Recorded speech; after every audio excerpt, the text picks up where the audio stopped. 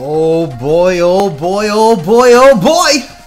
Welcome one and all, you are watching TSSZ Plus, and this is a very special episode of TSSZ Plays Sonic Unleashed on Xbox One. I am Lou, thank you so much for tuning in tonight. We got a great one for you. We are tearing through Sonic Unleashed again, right here on stream in front of your very eyes. Thank you so much for tuning in, it's going to be a great night. Viewer poll this time around, have you played this very game we're about to launch into, Sonic Unleashed on Xbox One? Looks like I'm the only one. This is going to be great. You're going to see it live in action, and that is going to be awesome. Again, if you're just joining us and you didn't check the chat before, if you have suggestions for specific stages you want to see running on Xbox One, by all means put them into the chat, and we will see if we can get to your requests. We've already had a couple. We'll see what we can do. And a very good evening to you, everybody. It's been a while. Full disclosure before we get started.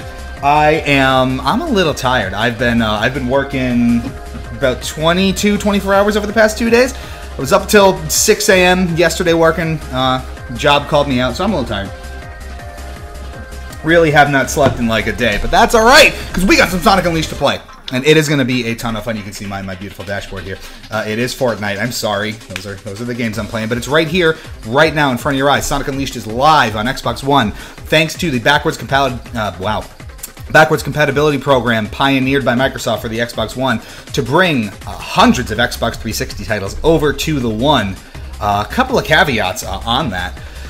So you're going to see as we play along, there are basically no performance updates to the game. It runs exactly as it does on Xbox 360. So if you're hoping for frame rate increases in Werehog stages where they chugged or something like the Had a Bad Day stages, do not hold your breath. It more or less plays exactly as it did on the 360. There were questions in the chat regarding whether or not save files transfer over from the 360. If you save your file up on Xbox Cloud Saves, which I'm told may require an Xbox Live Gold subscription, you can pull them down into Sonic Unleashed on Xbox One, and you can pick up right where you left off on your 360, which is very nice. We're going to go ahead and start launching the game while I'm talking over this. Additionally, all of the DLC is along for the ride. If you've already purchased the packs on 360, you do not need to buy them again on Xbox One. You do need to download each one individually again to get them on your One, obviously, but once they're there, they are there for good, and you can continue playing like nothing ever happened, and you're going to see that is exactly the case as we go ahead and get into the game here. Oh, it's exciting stuff. As you know, as you probably know, I have a real sweet spot for Sonic Unleashed. I know what you're thinking. How could this moron possibly find another way to play Sonic Unleashed on stream? He's done it like twice already. We've had 2 full long plays. How much more of this game can we possibly take? Dang it. Well, the answer is coming right in front of your very eyes, because we're playing it on Xbox One now, which is great. If you read our first impressions article, which was also written by me up on the site, up on TSSZnews.com, you'll know that we'll probably have a better understanding of what's going on in the game already, but I really, really like Unleashed, especially its presentation elements, and to have it playable on the Xbox One, a console that currently, sits in my entertainment center all day, every day, that's great. So I will end up playing the game all the time again. Once my 360 kind of went into a box, playing Unleashed kind of went along with it. But here we are again. Looks great, doesn't it? Oh, I love this game. So we're going to kick it off with one of my absolute favorite stages in the game, Missouri Day, Savannah Citadel Act 1. Didn't have too much time to audio test things, so if the game's a little quiet relative to me, do let me know.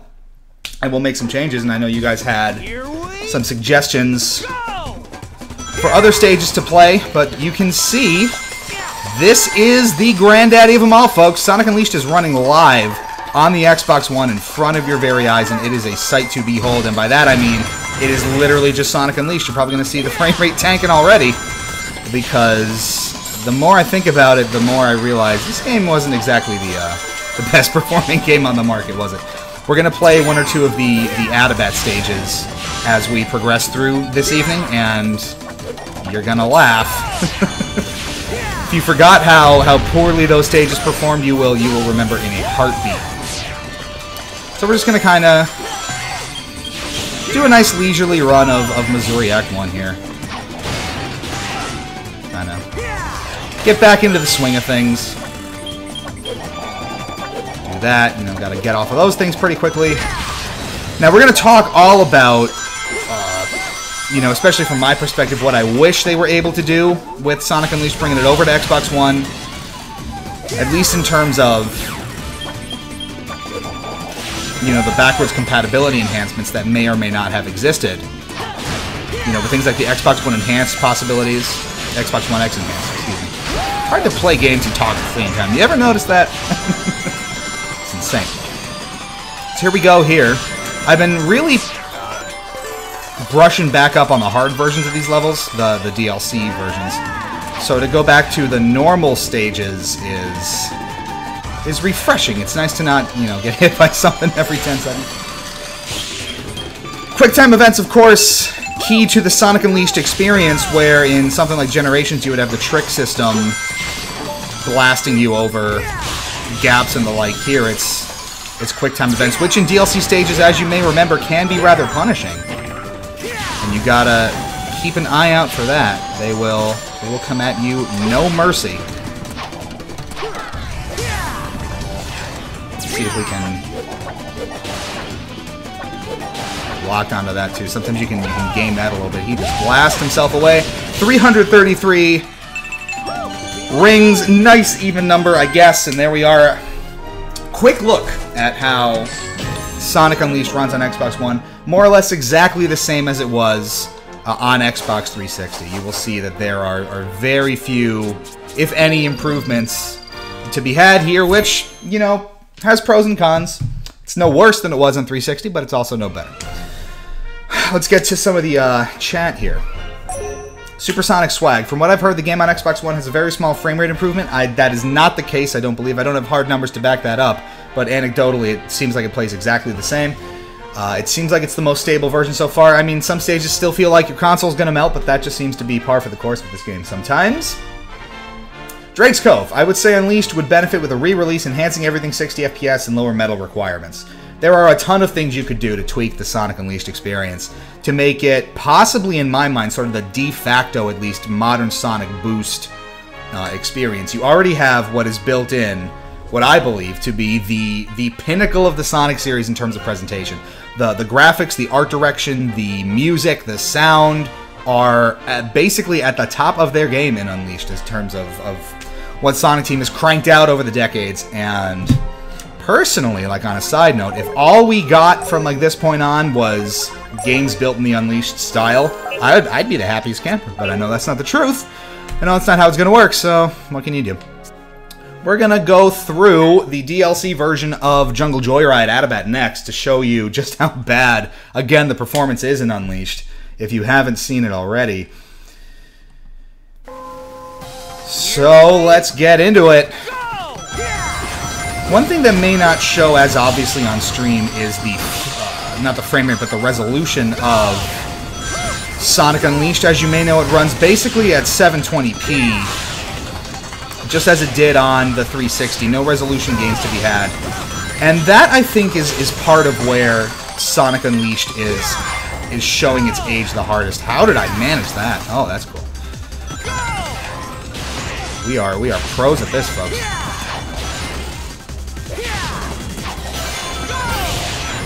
So you really see, I think, the age of the game in... I don't know what you're talking about. I didn't see anything, did you? So you really see the age of the game in terms of its resolution. So when you were playing this 10 years ago on possibly a crappy CRT, possibly, you know, a not-so-good-looking HD TV that maybe could only do 720p, all these kind of jagged lines and rough edges from the resolution probably didn't look too bad, right? But now on today's, you know, far improved monitors and the like, the rough edges show much more readily than they used to. And that, I think, is where the game is sort of showing its age the most. Slowing down in a lot of places reveals the texture quality ain't exactly the best, which is sort of expected given that the game is 10 years old.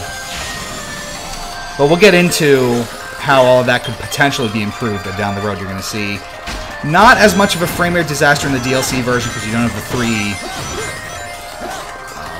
laser robot guys chasing you. Now we get to the fun part. So if you remember this piece of Adabat at all, you'll remember that these bits of the stage were... What the hell was that? Oh my god. These bits of the stage were an absolute nightmare in terms of performance, and they are going to be exactly that again as we go ahead and tear through here, especially as we get a little farther down into this bit. This right here in particular is known for its frame drops here. There you go.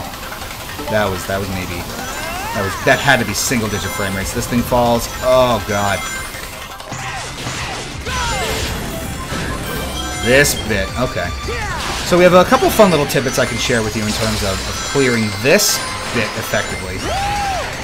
So you may find as you're running through, because again a lot of it is scripted, but as you're sort of tearing through here, you get to these bits where you fall off the cliff. If you boost, you can sort of get out of the way of his attacks. You'll find that he'll come up real close to you and he'll do that sort of that punch move, and it seems like it's unavoidable if you're just running it the normal way. If you boost aggressively when you are falling from section to section, you will avoid those outright, which is great. Look how long you stay in the boost here, just to appreciate that for a second. You can live in the boost in Unleashed so much longer than you can in a game like Colors of Generations, which really adds to, I think, the insane feeling of speed you get that the whole game was sort of built around. And it's what makes it so fun, even with the insane frame rate sort of making the controls nigh unresponsive at times. Probably the game's biggest issue, at least in the daytime stages, the frame rates in zones like this, where the frame rate drops to what seems to be single digits. The controls become so unresponsive that it becomes difficult to play, which is unfortunate. Give these a second. You can even see it here if you look closely. We're not going as fast, but the frame rate is chugging. But if you've played this at all, then you know Atabat is performance-wise a disaster. So this should not be news to you. Just snuck in on that. Nice. So it should all look, you know, pretty standard so far, right? No crazy surprises. Sonic Unleashed as you remember it. But in this case, it actually is the truth. Let's get into some of the flashier bits here. What I love about Atabat's DLC stage is that it takes this sort of insane cinematic approach that the normal act takes and just dials it up even farther, if you can believe that. How did that happen? That is supposed to just take you right to the pulley thing. And we're not doing so hot here. Considering how much I practiced this, it really doesn't show. So we're just going to ignore you outright.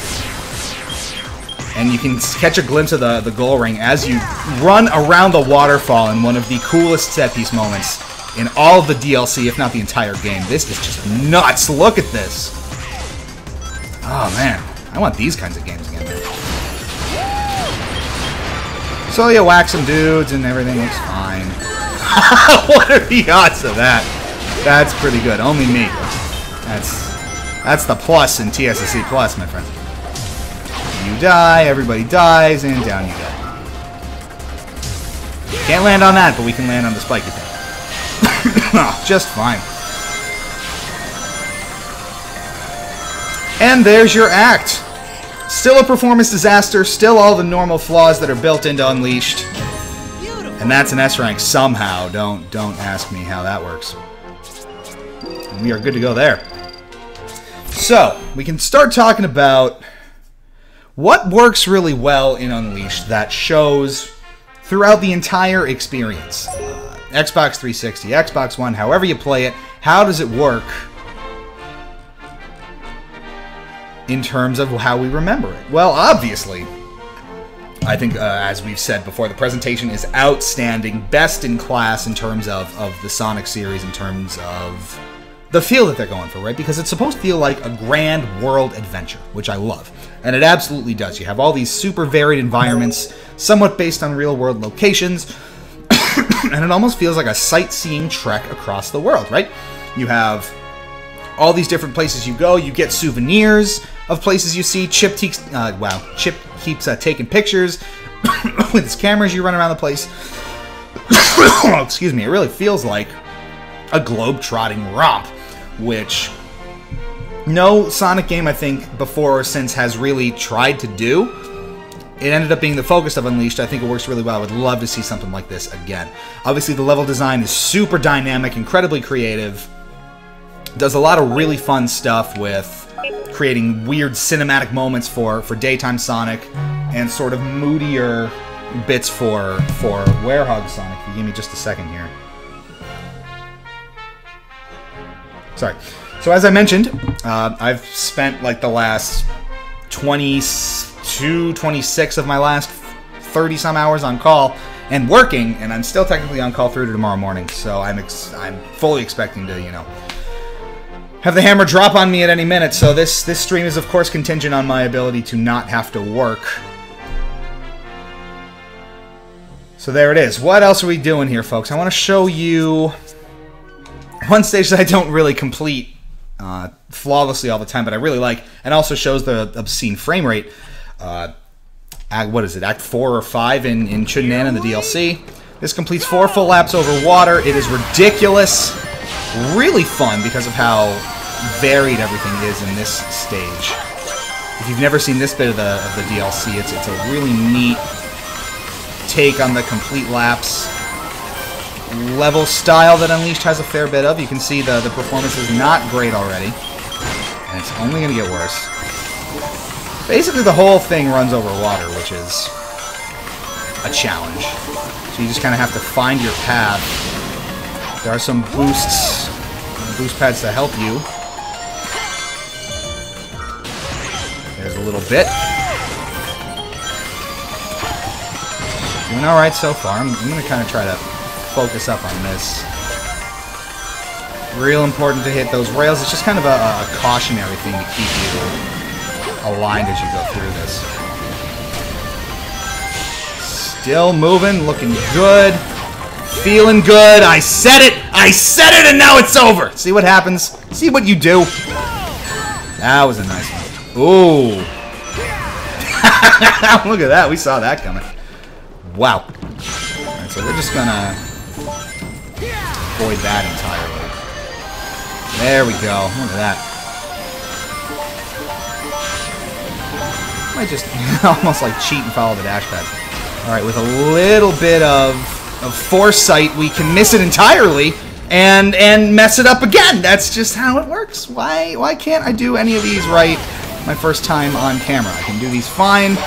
And no one's watching me, and then you get into prime time, and it's bogus, dude. It's bogus. Alright, let's see what we got. How do you even do that, Sonic? Oh, Sonic, going. There we go. Take your licks. And we are out of here. Drake's Cove. Lou, comparing the DLC with the base game, which one has better level design? That was lame. That was... Shut up. You're not helping, Sonic. Which one has better level design? So...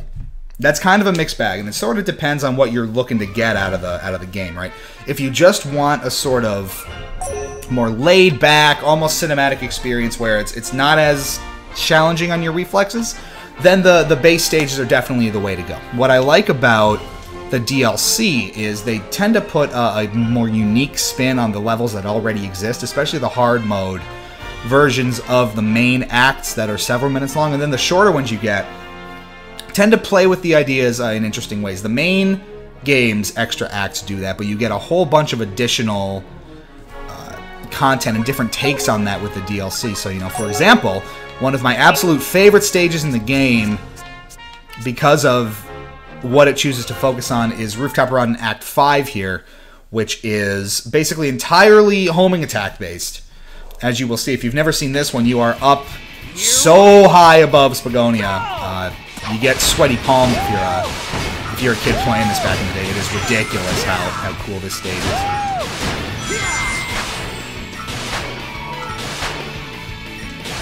So it sort of depends. I think the main stages, what they do really well is they sort of give you a great baseline experience, whereas the DLC sort of gives you more of a unique take on things that's maybe sort of more non-traditional levels. Problem with the frame rate a lot of the time. Actually, there's a funny bug that I want to show you here. If we die and Sonic falls, you can still keep controlling him down there. So I can just quick step and do stupid stuff down there until the screen blacks out and we start to level over. So yeah, I think the stages in the main game do a really good job of providing that more sort of traditional Sonic experience. And the DLC levels sort of do a really good job of putting a unique and often more challenging twist on the mechanics you're familiar with in the game already. So that I think is my answer. The long answer to your question. There we go. And this is just, I mean, that is pulse pounding. It's only 35 seconds, but it is beautiful. Crazy. Unleashed ripped off Mario Odyssey. Yeah, that's, you know, it's funny how that works. Someone got in their time machine. Odyssey is basically that way too. A globe-trotting adventure. No way Mario ripped off Sonic, though. That can't be. He doesn't have a spin dash or anything. What are you talking about? So what else? We're starting to talk about kind of what works well in Unleashed, but we can also talk about what can be fixed in Unleashed, because there are a lot of sometimes glaring flaws that make it rough. I'm going to scroll back up here a little bit to see... Someone wanted to see Atabat Night, so that's one we can do real quick. That's Empire City. To kind of show you some of the nighttime stages as well, and that one's not super long. We can clear that one in about a little less than 10 minutes. Also, one of the prettiest stages in the game right here, Atabat Night. And then maybe we can talk about some of the weird, quirky things in the Werehog that I would change. So one thing that I think is underappreciated about the Werehog portions of the game is actually how deep the combo system is. You never actually have to use a lot of those funky moves like that, because you can clear the game basically just by smacking X a bunch or smacking Y a bunch. You don't have to dig into the combo system, but if you do, you find actually some pretty effective ways to deal with a bunch of different enemies like that. That's a great move. I couldn't tell you what it's called, but it's there and it exists. You do this to a bunch of plants or whatever, and they just die right away, and that's fine. There's a collectible I guess I never got. So the number one thing I think I would fix, well, there's a bunch of things I would fix with the Werehog, but right off the bat, you're going to collect experience automatically. If you've seen this game at all, you know that those little the Sims-looking experience diamonds can fly off the stage, and you actually have to physically go pick them up. Automatically collect the experience. I don't want to walk around the stage. I don't want to watch big pieces of experience fly off a small platform. Just give me the experience. It's not funny anymore. I think for those more precise platforming segments, especially with the cameras a little wonky, we're definitely going to want a shadow on the Werehog. For whatever reason, this game is gorgeous and its graphics are phenomenal, but they couldn't bother to put a shadow under the Werehog most of the time. Oh, these guys are annoying. You die! Yeah. Wow. Busted! How are you dodging all that? Get over here, you. You dead! Look at that. Love the little critical attack animations. Just nice. So there's a little secret behind here. Maybe we can make the frame rate tank. There you go. Just breaking rocks still tanks the frame rate. So if that doesn't tell you anything about performance in this game, I don't know what would. There you go. There's that for an attack.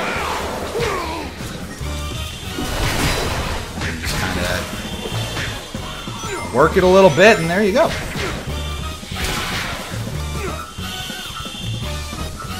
Take out these stupid plant things.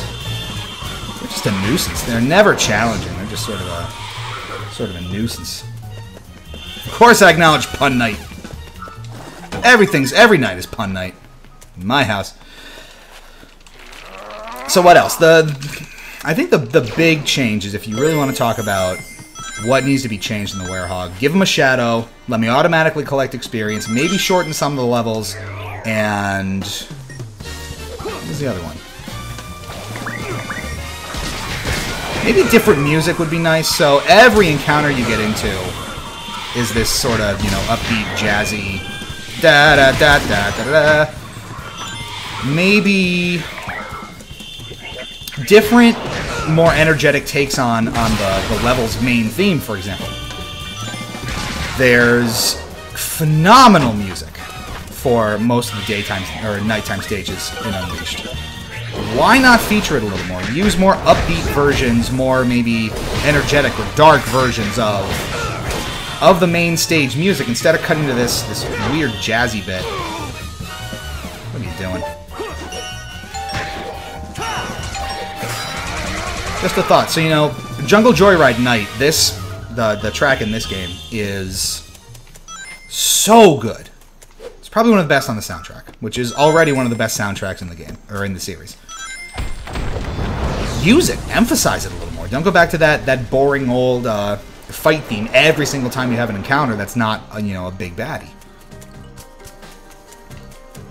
Use the incredible environment you have to your advantage. So here's a perfect example of where is the Werehog shadow. Could really use it there, and we don't have it.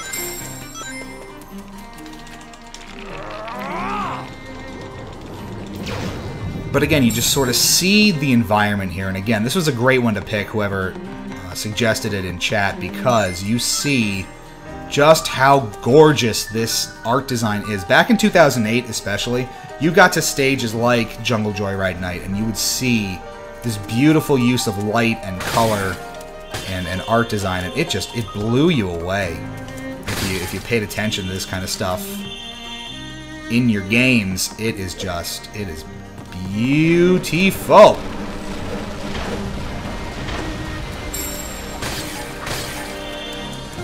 Breaking stuff. I'd also improve the sound design just a little bit. There's like one sound effect that they'll use for a bunch of really repetitive things. Like every time you jump on a platform in water, it makes one really dumb little splashing noise, which I don't know if I can do here. I can't do it. Just take my word for it. There's like 1 or 2 sound effects that play every time you break pottery. Like, give me some more varied sounds, please. So we're just gonna beat the ever-living out of this guy real quick, like. And that's all you gotta do, folks. Cut and dry. He is toast. Capital toast. So you hit the button here, and now I have like an entire Unleashed meter to burn. And actually, maybe I can show you it here. Yeah, you hear that?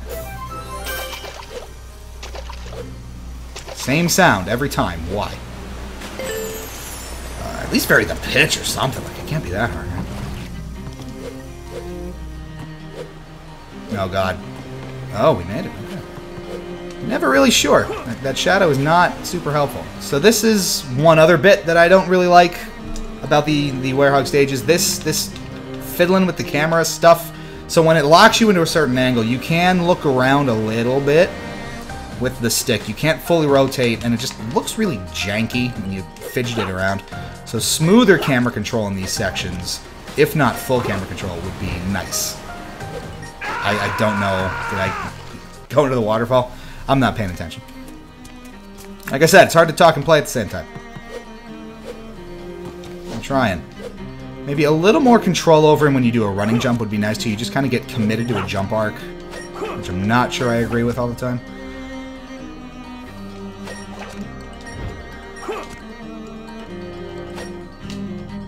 Just gonna wait for that to go by. It doesn't seem real clear that that waterfall's gonna hurt me, but there we go. And that's gonna do that, and we're gonna keep moving with this stage here. Then there's more sort of ancillary things that sort of sharpen the experience up in terms of progression, right? So everyone complains about the Sun and Moon progression system. Valid complaint. You either reduce the requirements necessary to go from stage to stage, or get rid of the system entirely and use medals for collectibles. It is sort of a semantics choice, and you sort of go with whatever you think makes more sense. I think either decision would work.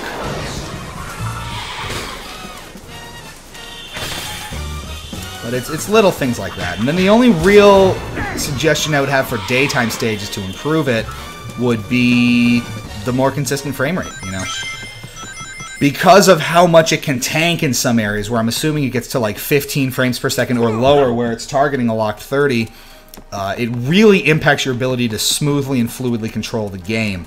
You'll be going for a light speed dash, and because, you know, you're running at 12 frames per second, you're not going to hit it. You will attempt to make a certain jump, you know, just hit a jump at all, and it doesn't work out for you because the game didn't register, because it's running at, you know, 14 FPS. Take it easy, buddy.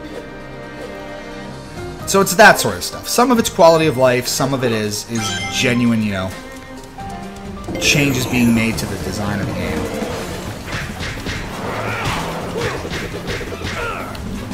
Oh, we actually dodged that. That was great. Oh. And what happened here? I feel. Don't worry. Do not adjust your set. I get it. Hold on. We're gonna fix this. Damn you, Ripsaw! The capture software. Don't trust it, folks. We'll be right back.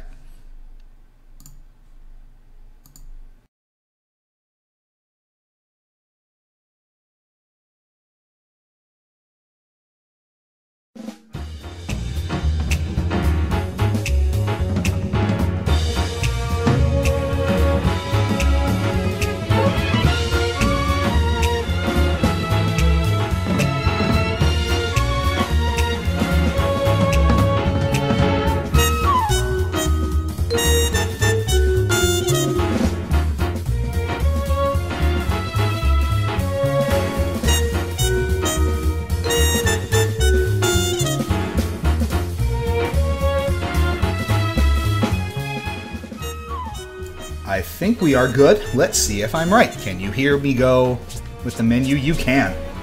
Quick and easy, folks. That's what we're about here. Getting back into the action real quick, and away we go. So we were about to...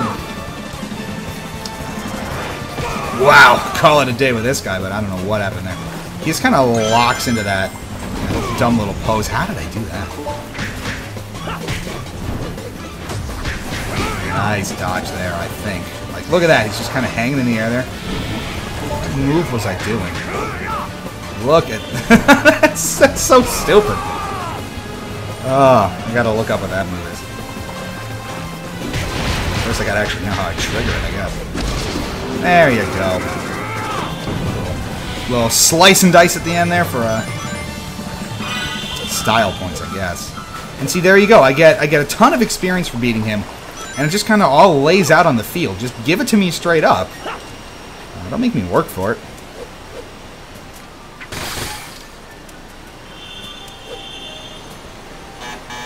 Oh, we gotta do a little puzzle here. I get you.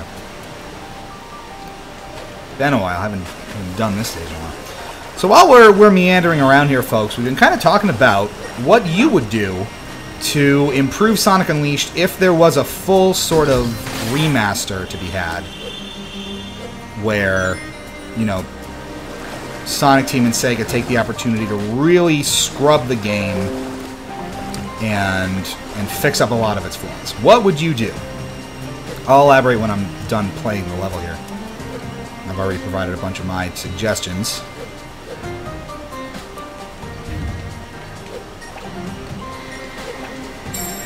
There we go, look at that. Makes more sense. Ooh. Just in time on that. Where did that get us, really? That's just... Oh, it's so pretty. This game is so pretty! Still! How is it possible?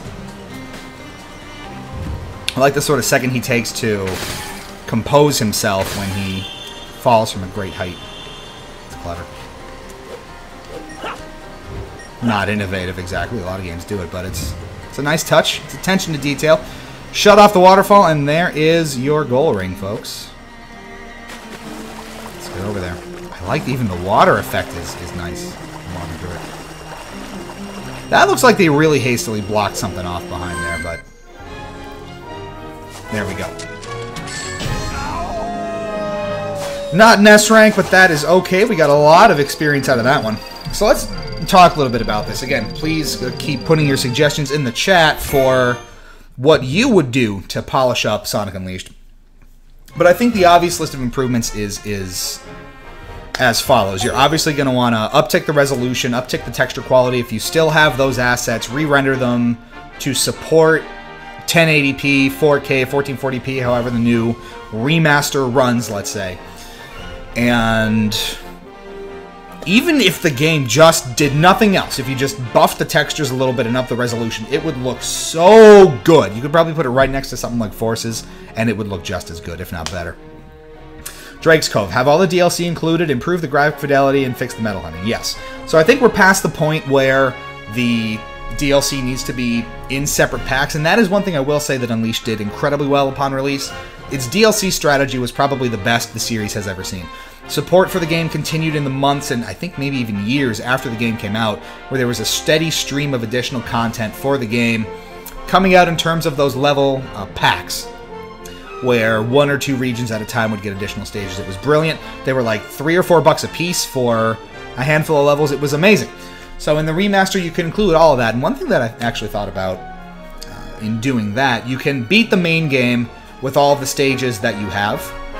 And then you could almost sort of make it like a campaign plus mode, where you go back, revisit the areas you haven't played through with their DLC components. So you beat the game and then you go back to Apatos, but now you're playing Act 1-2 instead of Act 1, and you're playing the hard mode versions to kind of progress through what we'll call Campaign Plus. Maybe it has a different story attached to it, maybe it doesn't, maybe it shifts some things around. Who knows? Depends how much work they put into it, I guess. So there's definitely an idea.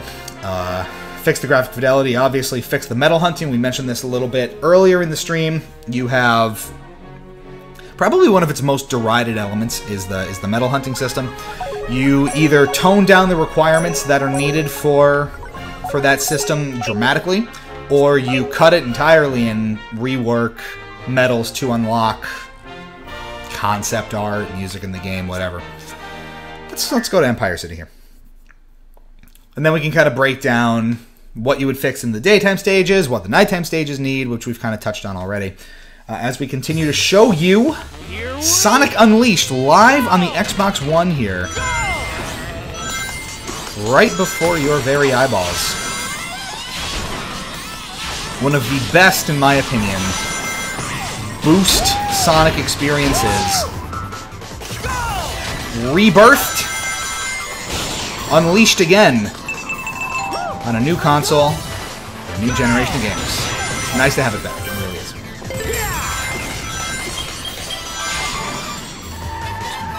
This. Ooh, that was close. Just like that. Again, you can stay in the boost so long in this game. It's kind of insane. You compare it to something like Generations or Colors, which are also really boost focused.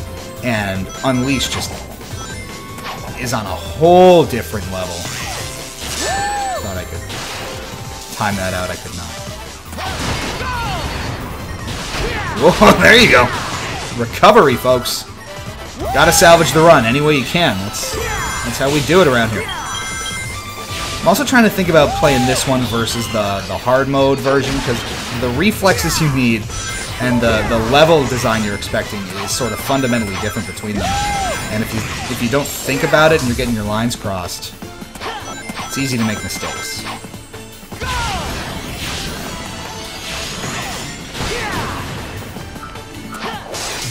Like there in the hard version, there's just one platform that goes back and forth there.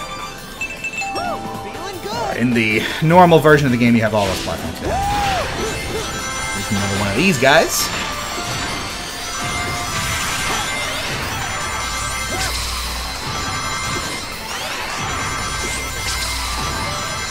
I did like this sequence where you're basically running on what I'm assuming is something like the Brooklyn Bridge. Or Empire City's equivalent of the Brooklyn Bridge, and then you get the second type of linear set piece like this with the 3 laser guys. And again, you can see that the performance and how the game's running is generally what you would expect from from the original console version of the game. Same resolution, same texture quality, same general level of performance. Again, because we don't have hard data to quantify it, there may be slight upticks in frame rate here and there, but really nothing significant. For all intents and purposes, it runs just as it did on the 360, which is, you know, good and bad, I suppose. I still would love down the road to see an Xbox One X enhanced version of this game, if that is something practical that would be doable for Sega at this stage. I don't know what that enhancement process requires exactly. But it would be nice. Can you imagine this game running with a sharper resolution and all the just that alone? Higher resolution, like 1440p or something like that, and all of the performance problems ironed out would be outstanding to see.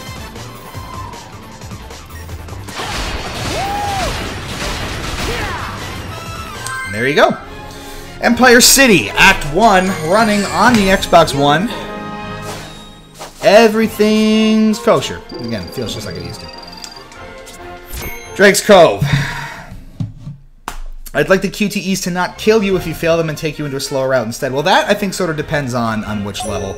Later in the game, obviously, the QTEs will kill you or harm you or something like that. I think that's okay. They do get pretty fast, especially in the DLC stages. You really gotta haul ass to try to complete those QTEs. So I would maybe say that's okay as it is. Fix the drift mechanic too. I'm not sure what you're referring to there. It doesn't seem as sharp as it does in Generations, but the drift is there and it does work. But you're not going to get much out of it while you're boosting. So here's another DLC level in Adabat. You'll probably see a ton of frame rate drops again because this is just... this whole thing is a performance nightmare.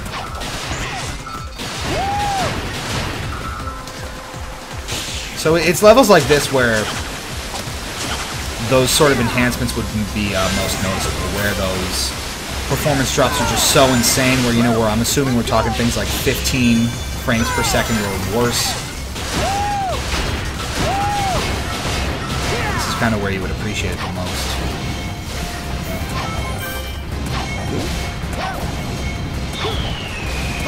Oh, Sonic, go. Quick stage, you know, you're in and out of it in 45 seconds, but it's there. S rank, boom. Can you drift perfectly in that Missouri level? Well, let's go see if I can. Drifting, I will say, is a little harder than it is in Generations. But let's go back to Missouri. That was the level we opened with, I think. But that's probably the best example of how drifting can be kind of funky in this game. Maybe we'll do the hard version. How about that? Expect me to get hit a lot. I don't think I've ever S-ranked this one because the quick time events at the end just are brutal in my... I'm an old fart now, so it's it's even tougher for me to do that.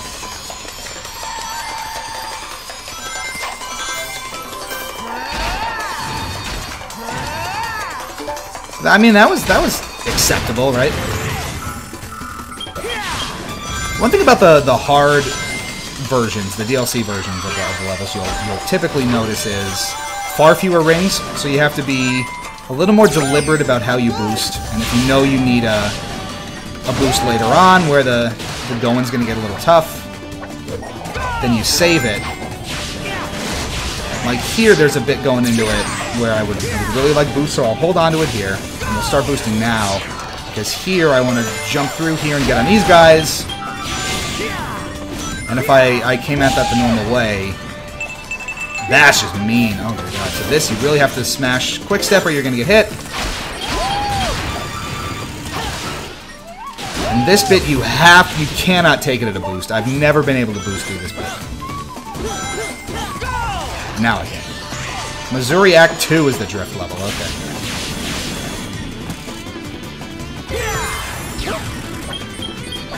Well, since we're here, we're gonna do this anyway. Still love Missouri. The music's phenomenal. The level design is one of my favorites in the game. I jumped over it, but you know what?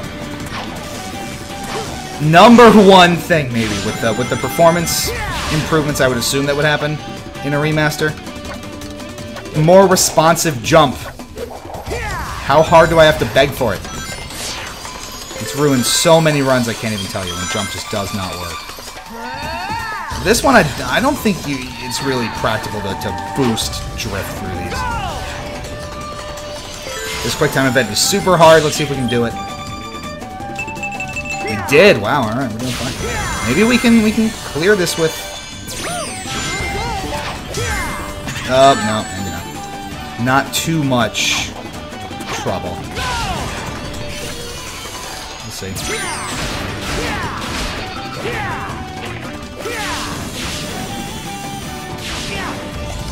Look at him go. Look at that. Whoosh. We are... No, come on. Oh, we got back on it, though. We are a pro. Oh, my God, that was so pro. And away we go. One more QTE, I think. Can't fail this one. And we are done. Isn't Missouri's Day theme an homage to Sonic 1 in the Game Gear? It is. Yes, there's one track in one of the Game Gear games that sounds almost exactly like Missouri, and it is a throwback to that, I think. I couldn't tell you which one. Maybe a credits theme or something like that? Sonic 1 or Sonic 2, 8-bit is where that comes from.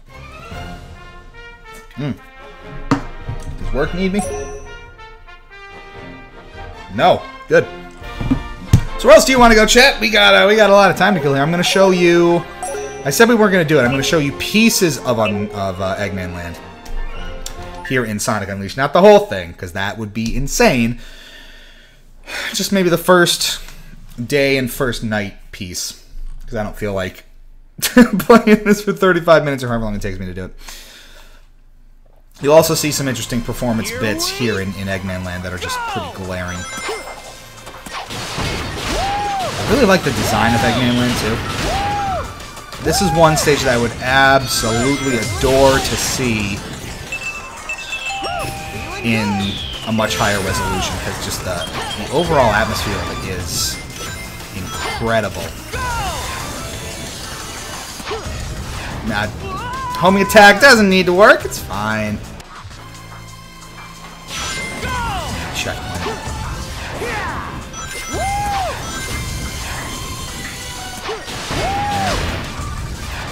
We're just, wow, and you look at that frame rate chug. So that worked out alright. Because you saw just how rough that was. There's one other quirky bit I'd like to show you if I could ever play this game properly. So here's a path I bet you don't see too often. The very, very bottom path through Eggman Land.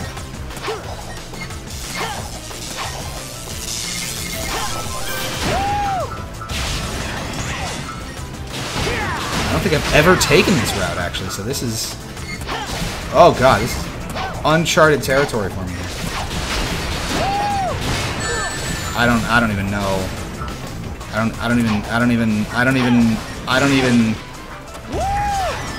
What is going on? I have legitimately never seen this part of the stage before, so this is amazing and performs like ass. So that's cool. I think we gotta destroy all these guys, right? Go at it, Sonic. This is your time to shine, buddy. All right, you're doing good. You're doing just fine. You know it. All right, so look at this. I just remembered here. We collect the experience automatically now as daytime Sonic, but Werehog does not. Just a weird.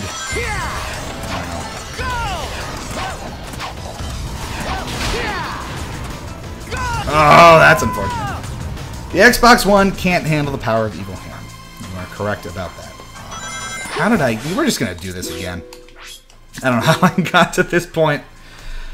Well, we're gonna play the game like I actually know what I'm doing, and we'll see how this goes. Don't drink and play games. It doesn't work.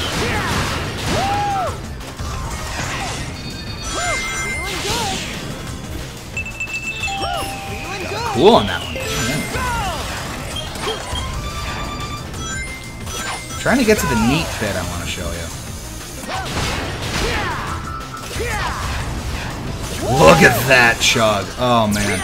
That's what I was going for. And that's what I meant performance-wise. That is just a disaster. That's a really neat bit. Eggman Land is a gorgeous stage. It's like the ultimate sort of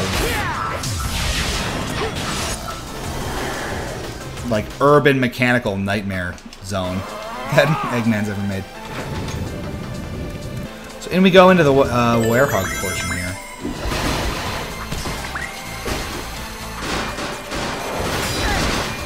And again, as we kind of start tearing through this, I would probably be a little sharper if I wasn't, you know, up all night working. I opened with this at the top of the stream, but I've had a hell of a week, and I got called out at my real person job for a really, really critical client problem that I can't talk about.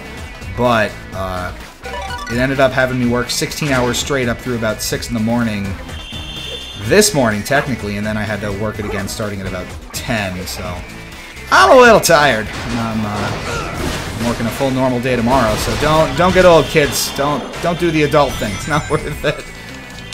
It actually is worth it. I like money a lot, so that helps. Again, just pointing out here, no shadow on Sonic at all here. Just a really odd omission for how heavily these segments feature platforming. Just that is like the #1 rule of 3D platforming, right? Spatial awareness. Unleashed is not super concerned about that. So this is another thing, you know, you beat the enemies up here. I move away, and that experience just kind of falls off the edge. And you don't collect it, which I think is silly, especially considering, you know, daytime stages collect the experience automatically for you. Sure. Why not?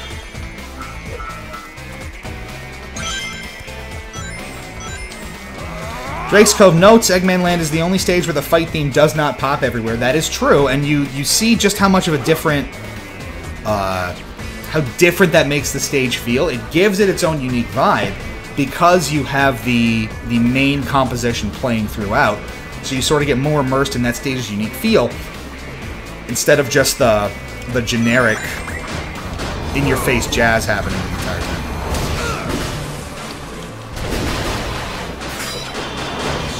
Now, I mean, I'm not saying that we're going to go back and compose, you know, 10 new tracks for this game 10 years after that, but it would have been nice if that was something that was, you know, run around in the base game all those years ago.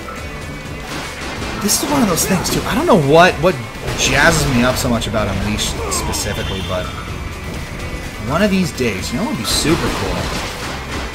If we were able to kind of really have a sit-down with some of the people who were at Sonic Team at the time who really worked on this game to talk through some of these, you know, design decisions, right? So it's like, you know, how were these Werehog stages assembled? You know, there's all these weird little quirks. What can you say about how, you know, we were, you know, you guys were building this sort of stuff? I would just find it fascinating. Because this was a really unique sort of take on Sonic at the time. The whole, you know, world-trotting adventure and sort of this almost Pixar-inspired art style. A really dramatic shift from what was something like Shadow the Hedgehog or 06 at the time. So this is what I want to show you. We flip to Sonic here, and if we die now, because we haven't hit a checkpoint where we've left modern Sonic, daytime Sonic loaded, so if I die here, it's going to show a different loading screen, I think. So it's going to have to kick us back to, there it is, the Werehog engine. So it plays a slightly different loading screen in level that's a little longer to mask the fact that it has to reload the Werehog engine. The more you know. And that's all I have for Eggman Land there. That was, for a really long time, I would see that loading screen sometimes in Eggman Land, and I was like, what the hell? Why is it different? And now I know. Because it has to mask going back to the different engine type. 02X. I really want more final stages like Eggman Land, a true final test before the big boss. That, and I also want more unique final bosses in future Sonic games. We've done the Colors robot to death. It's time for something new.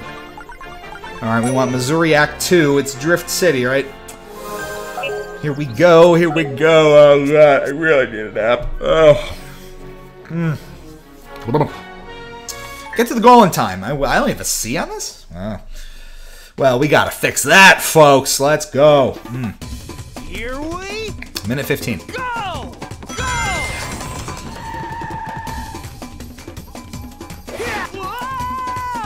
Not a word out of you. Not a word out of you. Here we... Go!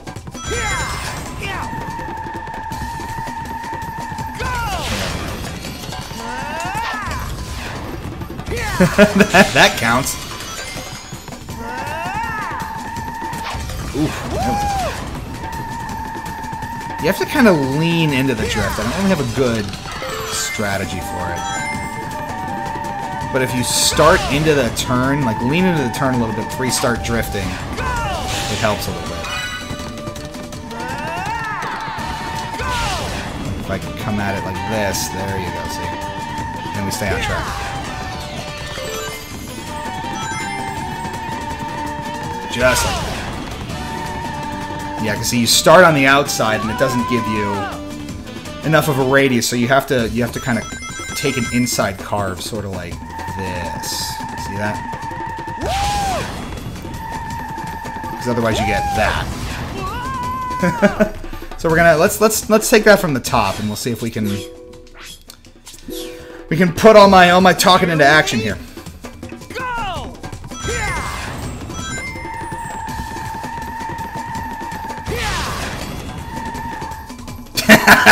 That was good. Does it reset the timer on me, or does it, it does. Here we go! So there you go. Hopefully that helps. See? Not doing it. Ooh, we're just, our lives are taking a beating. I love how the trees just go down into the void.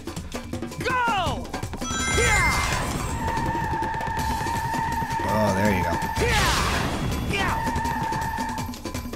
I thought the tree was going to bump me back. Oh, that's right. Hold on. Here we go! Right, no more playing around, folks. Oh, that didn't work. Now I didn't even ask him to drift there. That's fine. I think, is there something with how you hold down on the control stick that can cue him to drift automatically? No, I guess not. It's easier to just walk around like this. So that's how we're gonna do it. It's a stage built for drifting, and we're just gonna... It's weird, taking the corners like that is a lot tighter than it is drifting. That is funny. It's those funky little quirks in these mechanics that really differ these boost games, isn't it? Yep. Yeah, that's really effective. I don't remember that. That's interesting. Son of a bitch! What am I doing? That's coded in at least. You bonk off of that. So this is going to be a question now of how many times do I flub this?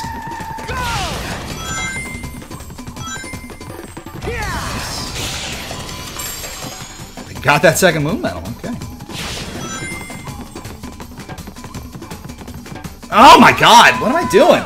This is bad. This is really bad. We're not giving up, folks. This is how it's gonna go.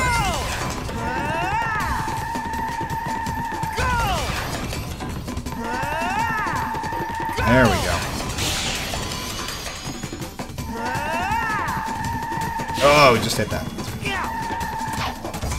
And it's just not enough. That turn is a killer. That turn is really a killer. We were fine on our first go. That was interesting though. Now all of a sudden, I love the pitter patter of his feet as he runs across the boards. It's a great sound effect. Kinda hear it. There we go. That was good. Yeah, it's garbage, folks. I'll tell you. So what is? There's some key to this that I have lost over the years. Because the turning radius just does not support that kind of thing. Place your bets, folks. Place your bets. Oh, I mean, how how many lives am I gonna waste trying this? Son of a bitch! Oh my god. I love that the trees just like end. Because you can fly off the stage any which way here.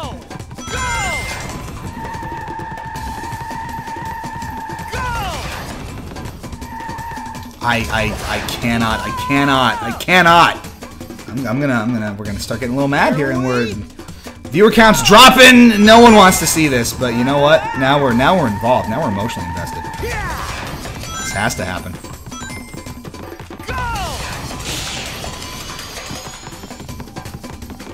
Okay. And then we do this bit. Oh god!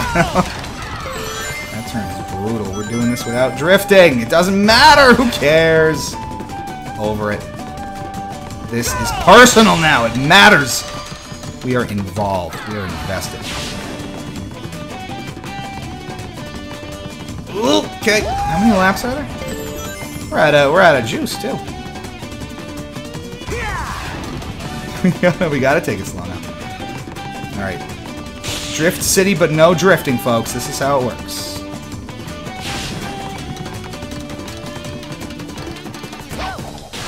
Oh, we made it! Oh, there's the goal ring. I can see it! Boom. Did it. 14 seconds to spare. What's that get us? Cool. Much better. See, worth it. We got a medal. We got an art book thing. Whatever. Worth it. Worth it. Worth it. Worth it. We can regain some of those lives in a live-rich stage like Rooftop Run. I kind of like Drift City all as one word, so maybe leave it like that.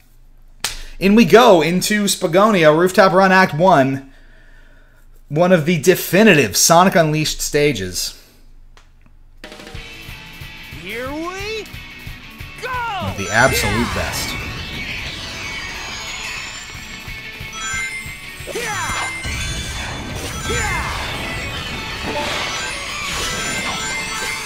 Look at it go. Absolute classic. One of the best tracks in the game as well, and I mean, absolutely, that's one of those things too. When the soundtrack is so good that you can say that about most of the tracks in the game, well, it's one of the best tracks in the game. I say that over and over with this soundtrack. And I'm really not kidding. I know we all have our biases on what kind of like Sonic game we prefer and what kind of speaks to us a little more. The soundtrack of Sonic Unleashed is one I can always come back to, never get tired of. It might be, and like I'd have to sit down and really think about this, but Unleashed might be my favorite soundtrack in the series. That's a real high bar to clear, I know. But the variety in the instrumentation, the quality of the compositions, it's catchy, it's varied, it's unique, it's really polished. There's just so much good you can say about the soundtrack of Unleashed. It's really incredible.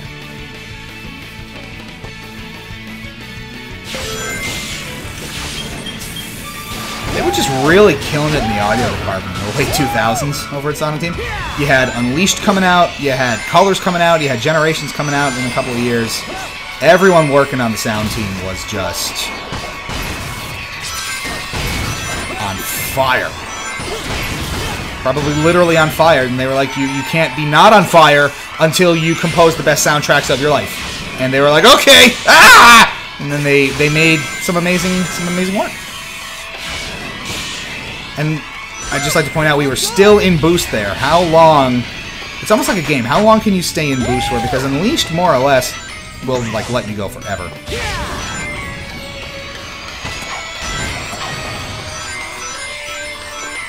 It's kind of crazy. This bit you gotta watch out. It really basically throws the barrels at random. Controls are nice and are helpful when they work. That's like my #1 gripe about it too. I complain about it all the time when I play this game. If you remember or past playthroughs, it was the same thing. Controls will suddenly go non-responsive and it will bite me every time.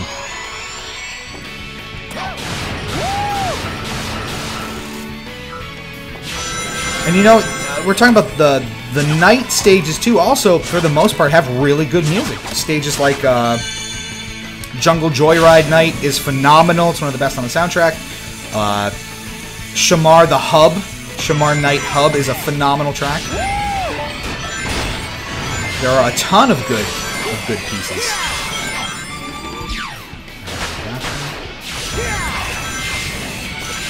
So it's almost just a matter of going through the soundtrack one by one and being like, is this good or is this really good? And just the degrees of very good that each track tends to be.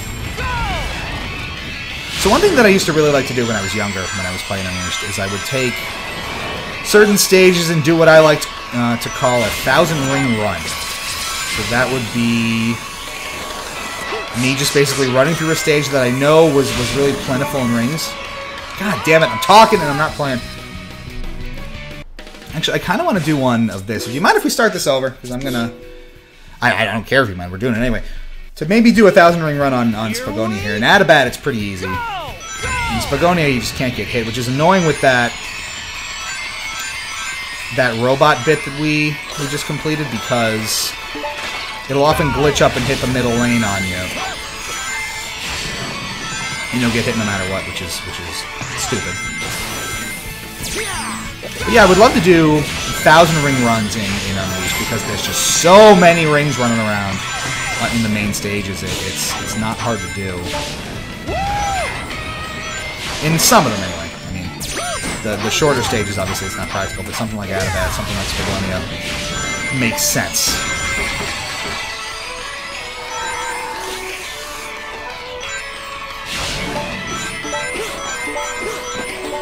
Let's see if we can do that right now. How does this game run on Xbox One? Well, you're seeing it happen right now, Leg Dig. This is, in fact, Sonic Unleashed running live on Xbox One, and if you're just tuning in, it runs essentially exactly as it does on Xbox 360. Same resolution, same frame rate problems. It's all here, just as it used to be 10 years ago. Still delightful, let me tell you. Gotta love it. God damn it! Well, that's not happening. Like any other time I play this, I will go through this tunnel section, and everything's fine. I'll even clear it in hard mode sometimes without, taking damage. I feel really good about it. Not this time. So we won't hit those 1,000 rings this time, I don't think, because we did get hit, but I'd rather get hit early on. And finish it anyway.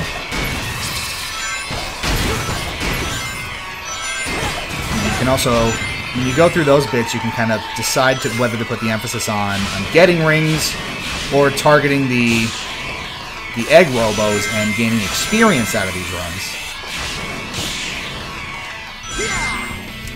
Leg Dig, you must have missed it. We did do a bunch of Adabat acts earlier in the night, and all those sweet, sweet performance issues are along for the ride, exactly as they used to be. It dips in the exact same place. The dips are the same frequency.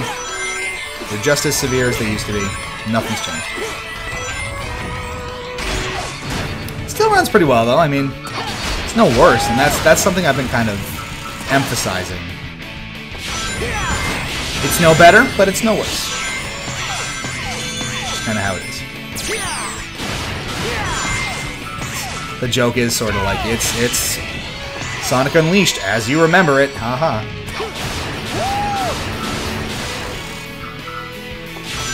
We had a request to see some of the hub worlds, so we can go ahead and do that as well. Since we're probably coming up on the end of the stream here, probably, I don't know, we'll give it 15-20 more minutes, maybe. I love that setting. Getting all those last-minute stage requests. If there's any in particular that we haven't done yet that you want to see, now is the time to let me know.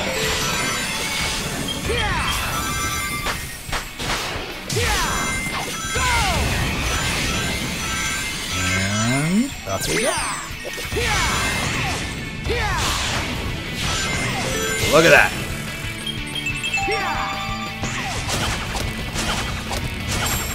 Whoosh.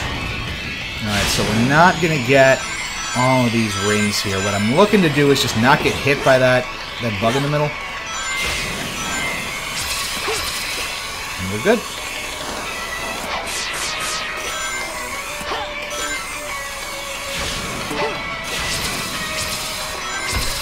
Oop, there we go. Alright, so we're going to focus on rings here. I don't think we're going to hit that 1,000. Well, definitely not hitting it now, you bastard. Oh, we tried. And we'll show you a couple hub worlds here, and then we'll figure out what else in the game is left to see.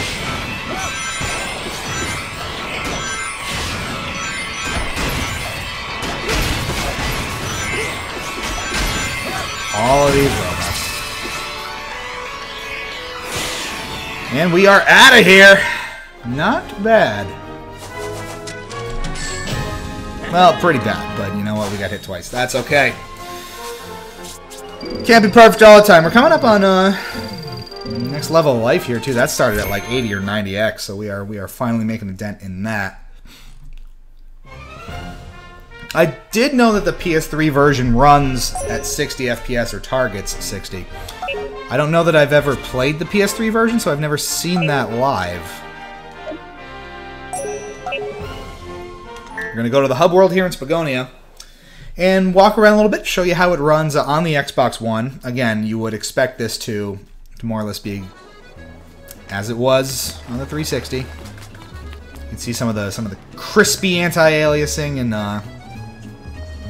where the resolution kind of hurts. I love doing this little drift trick in the hub world. Scoot around and make a mess. I did like this game's approach to hub worlds too, which sort of gives you an opportunity to walk around in a little more leisurely way in the more slowed down environments of the places you're going all around the world. Again, it really contributes to that globe-trotting adventure feel that Sonic Unleashed is going for. My husband isn't himself these days. He's been unusually down and seems to be on edge. You look awfully happy for telling such a sad story.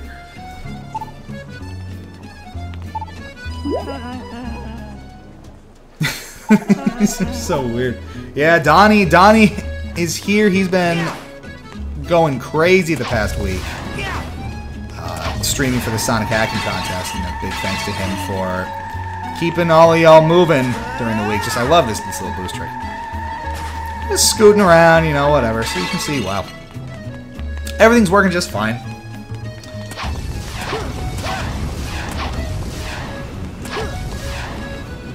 So there I get, you know, instead of the homing attack, you get this boosting. I'm not sure what determines that. But that is something different. Whee. Alright, so that gives you an idea of what the hub worlds look like. Again, they're just sort of as they've always been. Let's find one or two more fun stages just to kind of put this game through its paces. We haven't touched Shamar yet, really. Anything interesting in Shamar we should do? All the normal ones. We haven't done Empire. No, we did do Empire City. We got Chenan. We didn't do Holoska. Let's do Holoska.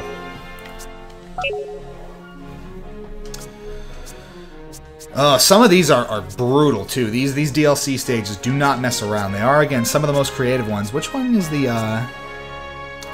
Act 4 is a great one, which we will get to after the main stage. Act 4 is one where you kind of use the ramps to position yourself in the air and boost from platform to platform.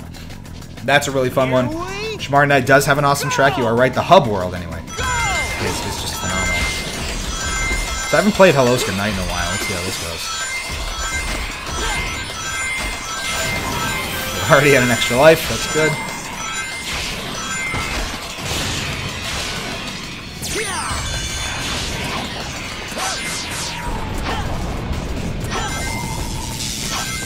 You can just hop right under him. And we're off and running. Literally. These icy sections maybe could stand to have a little more traction here. Because you are really out of control on these a lot of times. I would also maybe take these bits out because they are just momentum killers. We have to stop and stomp on that thing 3 times. Pressing the switch or leaving it as a defeat all enemies kind of gate would, I think, make a little more sense in terms of the pacing of the stage, I guess. Because that 3 stomp plunger button shows up a lot in Unleashed, as you've seen. And it's a little annoying, considering how wonky it can be to kind of jump on it.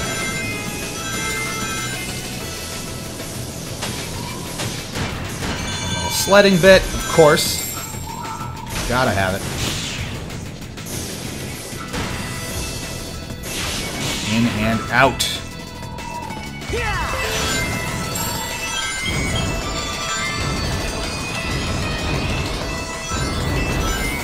Scoot around that. Make sure you get those rings.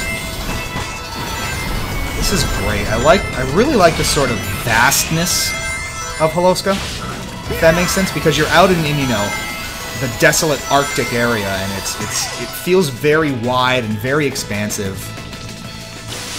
And I think that reflects in the level design, where you just see huge patches of ice just untouched in the distance.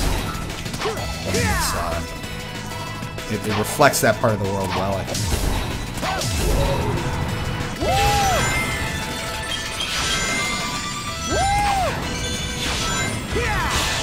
Look at him go.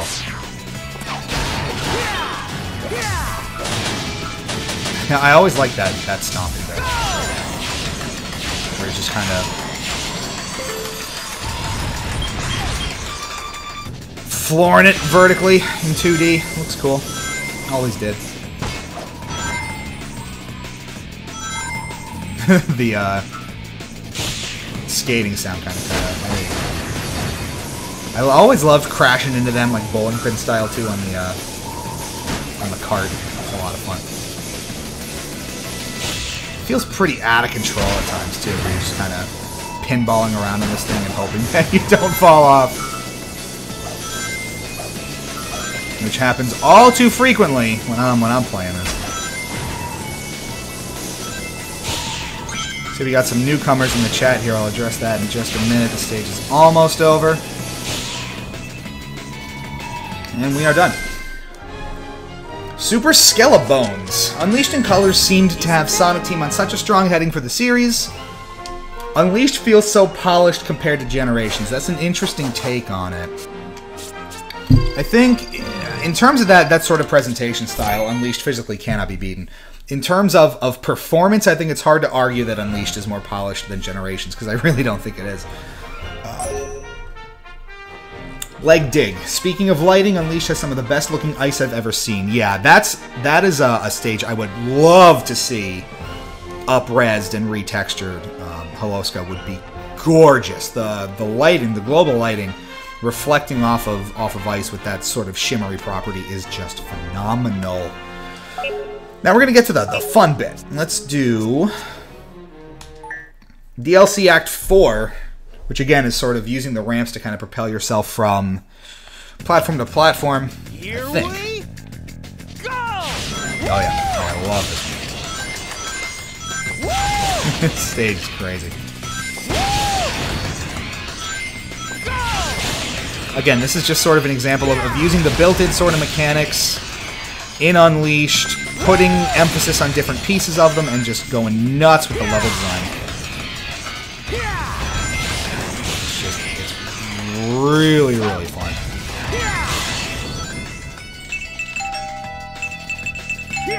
The extended QuickTime events are a mixed bag. Sometimes you're into them, sometimes you're not.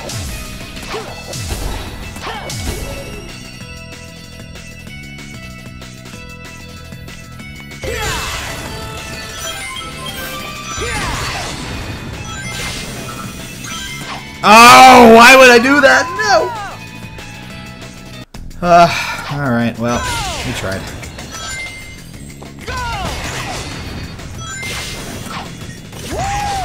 There we go. I got a little confused. Oh, we're good. Here we go.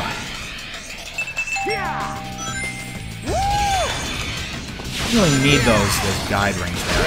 You handle it perfectly, thank you.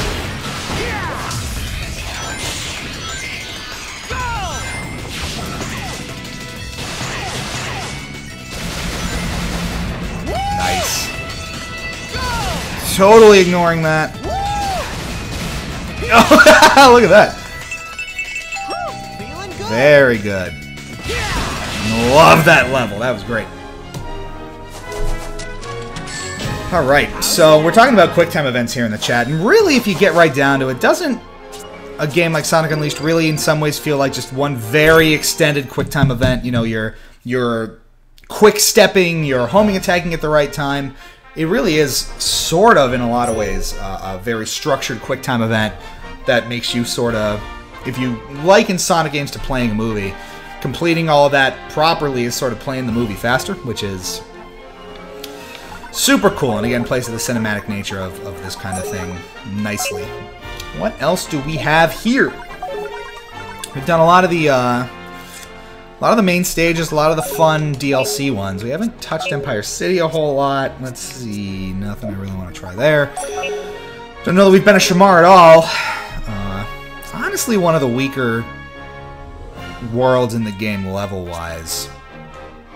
Could play Arid Sands Act 1, but I said no. We were also talking about the quality of things like the lighting and the art direction in Unleashed. I do also firmly believe that the lighting techniques were best in Unleashed. Yeehaw, the hut is online. How about that, folks?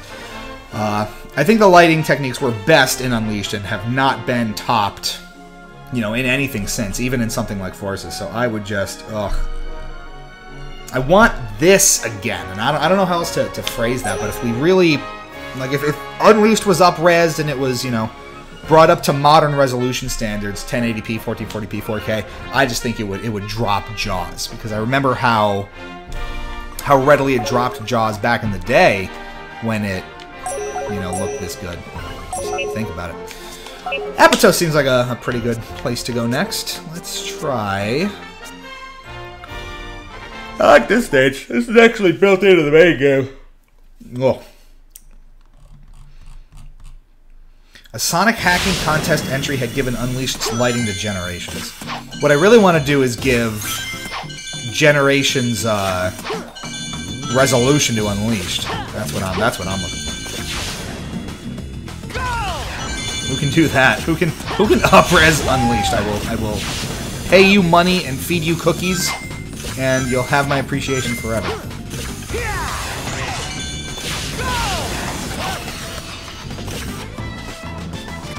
Oh, Sonic. Bye-bye, buddy.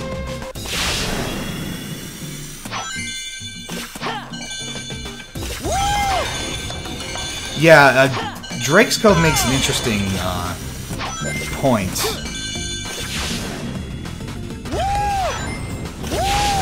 About Unleashed having care put into it. I'm going to address that once the stage is over here.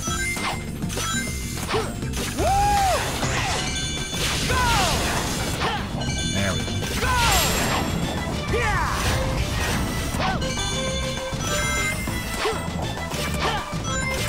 Nice.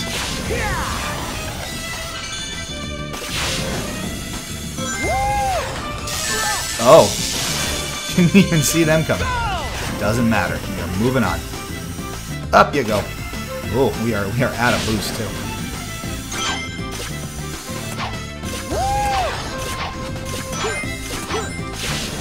And we're done. Just under a minute too. Super Scalabones. Feels like the physics and stuff feel better in Unleashed. Yeah, they do. I mean, there's little nitpicks I make, especially with trying to be accurate with daytime Sonic while moving at speed. But that's part of where I think the Werehog comes in, where it feels... The Werehog feels really good. Just navigation and movement and momentum when you're playing as the Werehog feels good, but it just kind of gets bogged down in other stuff that makes it feel not so great. I'm looking for a shorter Werehog stage. I never did these. Like, at all? I have to have done them at some point. I'm feeling like, because remember, we played all of this on TSSZ Plays previously. Unleashed was the first game we ever played on TSSZ Plus, and then we played all the DLC separately about a year later. I could have sworn we did all this, but I'm guessing my cloud save didn't transfer some of that. I don't know when the last time I uploaded my cloud save was.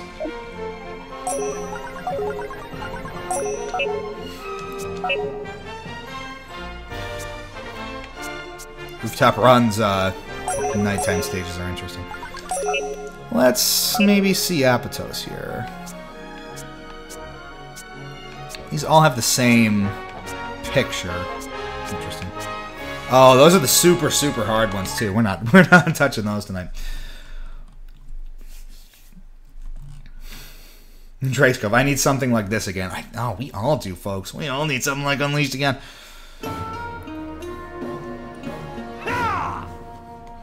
It's the little touches too that I really like in some of these stages. Like you see Cactus Restaurant sign, you get a Seashore Cocktail Bar, I don't know.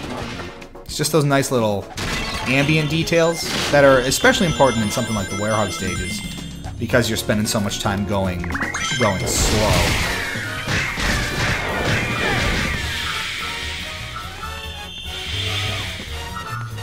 I also, I think Drakeskov or someone asked way earlier in the chat and I never replied to it. What did we think of IGN's review of Unleashed back in the day? I can't recall what they gave it. I remember they weren't kind to it. So I'd have to go back and see exactly what the review said. If anyone can give me a quick summary of it while I'm playing here, I can react in real time. What are we doing here? Checking out some secrets. 9-hole rings? Wow. High stepping, folks.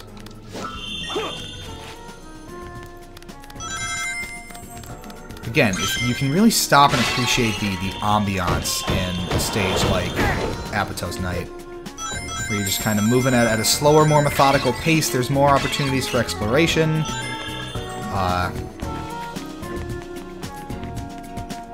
Yeah, it's nice, quiet. Oh, that lighting. Oh, this is 10 years old. God, what I wouldn't give to be a fly on the wall when they were making this game. Whoa, where you come from? he's just chilling in here. Is he like taking a poo? There's a medal. I got it already. Doesn't matter. Got a button.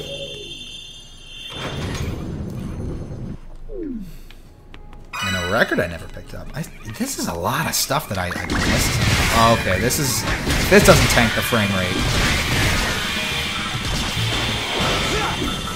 I'm not sure what's gonna. It looks stable. I would have thought that all those guys on screen. Again, I would just love to freely move the camera in this bit, but yeah, one enemy on screen. Pump up the jazz. Look at all that experience that I don't collect automatically. If you missed the complaint about the Werehog part of the stream, we identified a bunch of really obvious things that you could do to fix or improve the Werehog experience. Starting with less of this janky camera stuff. Giving the Werehog a shadow in all levels, not just this one. The majority of levels, I don't think the Werehog has a shadow, which is insane for platforming. I don't know what they were thinking.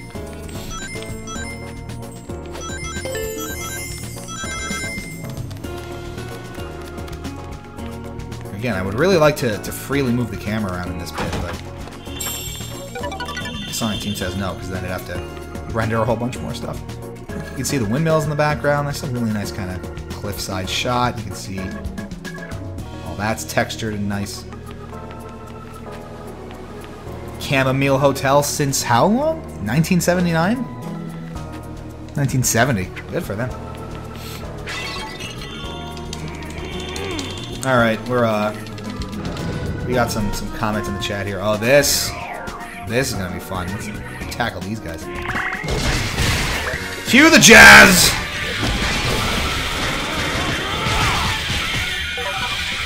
Yeah, frame rate's not super happy with that, but you know what? What can you do?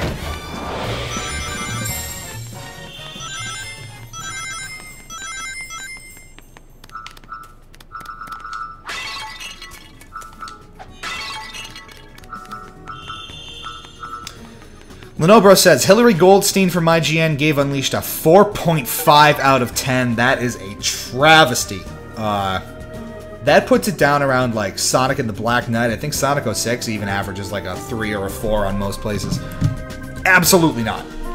To even put Unleashed and 06 on any of the sort of same rung on the ladder is a non-starter for me. I forget what we officially gave Unleashed when we ran through. There's some obvious flaws. There's a lot of annoying things about it. But it's at minimum, I would say, like a 7 out of 10, I would think. I can't remember exactly what we gave it, but it's like, on the low end, I would think that it's something like a 7, given, generally speaking, what it accomplishes.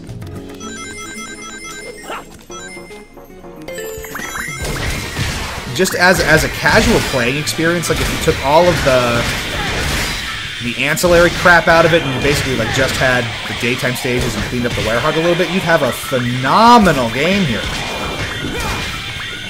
Like again, clean up the performance, you know, fix some of the nitpicky things with the Werehog, clean up progression a little bit, and you've got like the definitive modern Sonic experience here, in my opinion. But there's just enough flaw-wise to get in the way to really have an impact on the overall, like, start-to-finish opening cutscene to credits experience that doesn't necessarily put it in, like, the top tier of Sonic games that everyone praises forever. But it's close.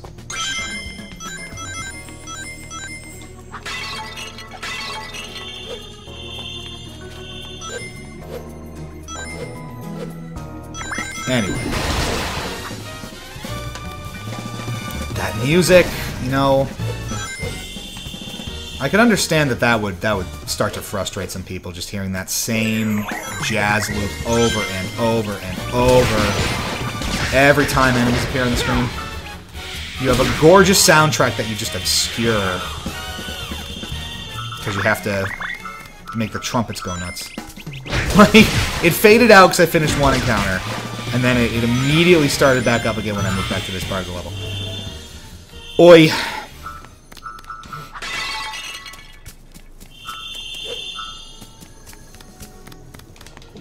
What can you do? No,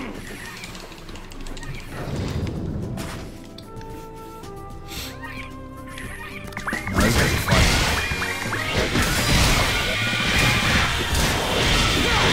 Oof.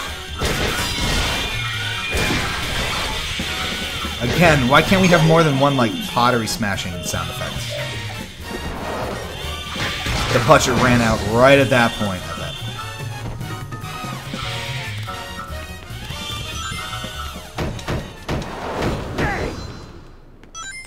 You know what I really want to do? I really want to have someone who, like, doesn't have a whole lot of experience with Sonic, who doesn't mess with the franchise much, he doesn't know a whole lot about it. Sit them down in front of Unleashed and just watch them play the game, like start to finish. See what they think of it. I mean, I have 10 years of bias on my side for this. What a lazy port. So here's the thing, Ratchet Sprite. So they're calling this a lazy port. The thing is, as part of the backwards compatibility program, not every game gets, you know, Xbox One X enhanced, up-res, whatever. I think, most of the backwards compatibility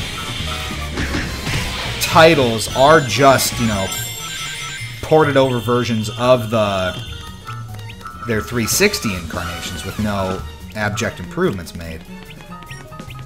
So I guess it depends. I don't know if the publisher, like if Sega would have to put in time to improve them, if Microsoft puts more work into specific titles. I don't know how the process works. I'd say it's more complicated.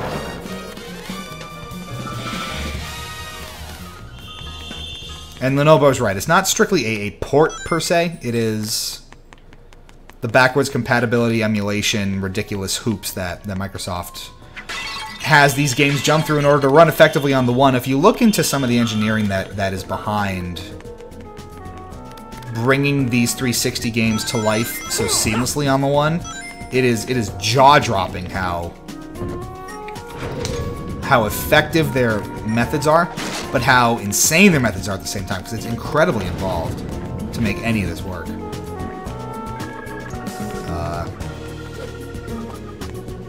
This is a terrible camera angle. Look at this. Oh my god. Hold on.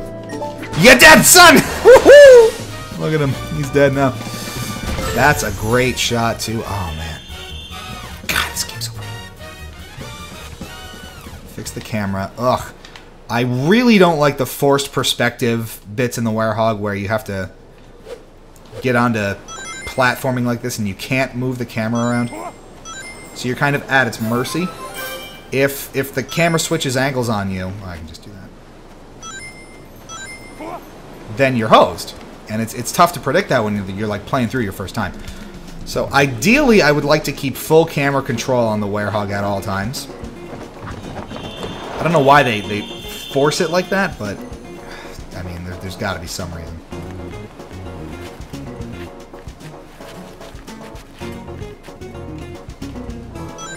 Anyway, we were also talking about how you can tell when a game has love and care put into it. It has sort of felt like... Come on. At least I landed. It sort of felt like Unleashed was one of those games, right? With just how packed it is with stuff to do and kind of the attention to detail put into it. The obvious amount of effort put into all the levels. It really feels like it was a project that SEGA was excited about at the time, that the team was passionate about, that they really, you know, spent a lot of time working on and thinking about, and it kind of shows in the end product. Whereas, and I don't know if this is the case or not, it's conjecture on my part, but on something like Forces, where you see it, it just sort of feels a little more lethargic and, you know, run-of-the-mill and just sort of bland in that regard. It doesn't feel nearly as exciting. It doesn't feel nearly as passionate. And you can feel it when developers don't have their heart and soul. And something, again, I don't know if that's the case with... Oh god, that frame rate. Look at this. Oh Jesus. I don't know if that's the case with Forces. It could have been like the most passionate team Sonic team's ever had. But what I'm saying is, I don't think it shows in Forces as much, whereas I really think it shows in Unleashed. Make of that what you will. And that stage is over. It's over. This was sort of still in the period of time, too, where Sonic teams seemed to really want to staple different gameplay styles onto Sonic. Because I guess they like wanted to make that kind of game, so... You know, they kind of wanted to make a shooter, so they made Shadow the Hedgehog. They really wanted to make a God of War style brawler, because those were really in at the time when Unleashed came out, so they made Unleashed. That sort of thing. Super Skelebones. The frame rate is probably worse in this version, as emulated 360 games generally had worse frame rates. No, that is... I can safely say that's not the case. So, to elaborate a little bit. I think back in the day... or was it 360 games to the original Xbox, or Xbox One games to the 360? The frame rate would be significantly worse, and there'd be weird performance issues with it. Not so in this case. This is a very, very, very accurate emulation of the Xbox 360 and Sonic Unleashed running on it. As a matter of fact, it's borderline pixel perfect because it plays exactly as it did, you know, back on the 360, warts and all. Again, the whole summary that I provided in the First Impressions article up on the site, TSSZnews.com, is no better, no worse. It is Unleashed through and through. That's what's kind of nice about it. Leg dig. Sonic Team did have to downsize between generations and Forces. I think that shows, you know, even if you look at it, and people harp on this stat all the time, where there was,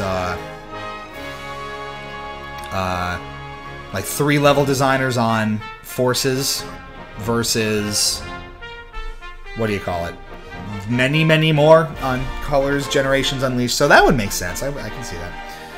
Scalebones. Halo Reach had frame rate issues when on Xbox One during its initial release. I want to say at that time, either the current backwards compatibility program we have was not in effect, or the emulator wasn't as advanced as it is now.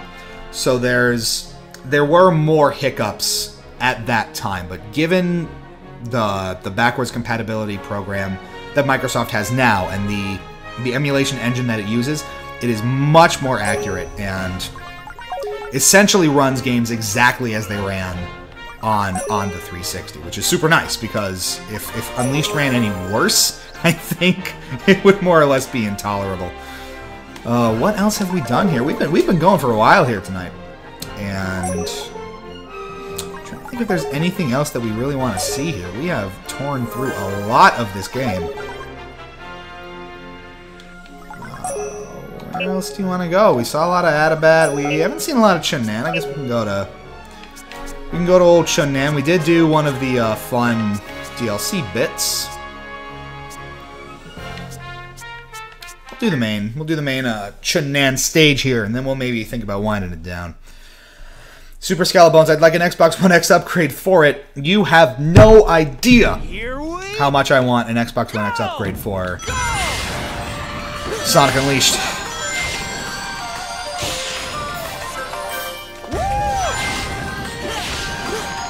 Or Halo Reach too, if that's what you're talking about. I like Reach also. As some of you may know, I am a huge Halo guy. So that's not really relevant to this stream per se, but I know my way around a Halo. We'll put it that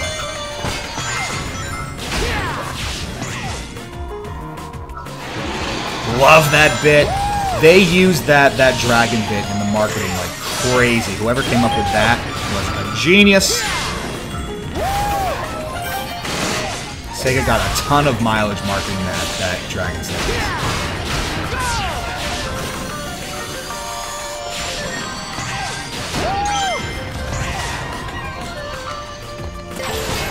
I'll line myself on the track here, and we're moving. I love that it's sort of the traditional Oriental style texture on these rotating whatever the hell they are. Towers of Death.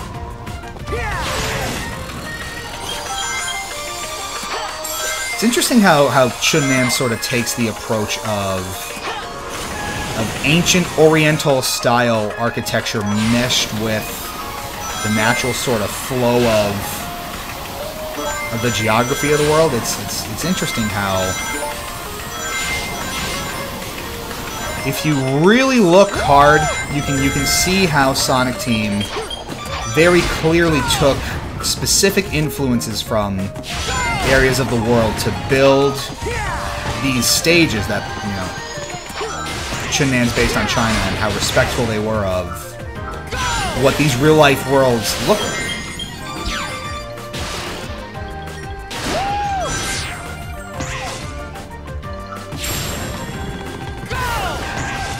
And that's a whole different. We could spend a whole stream just analyzing the ins and outs of how the environments sort of accurately reflect and take influence from their real-world counterparts. Maybe we'll do that someday.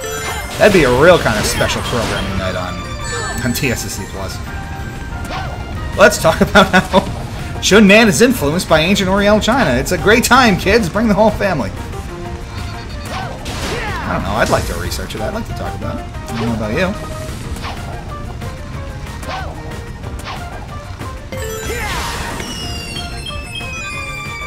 Ratchet Sprite. I'm sorry, but how can anyone hate this game?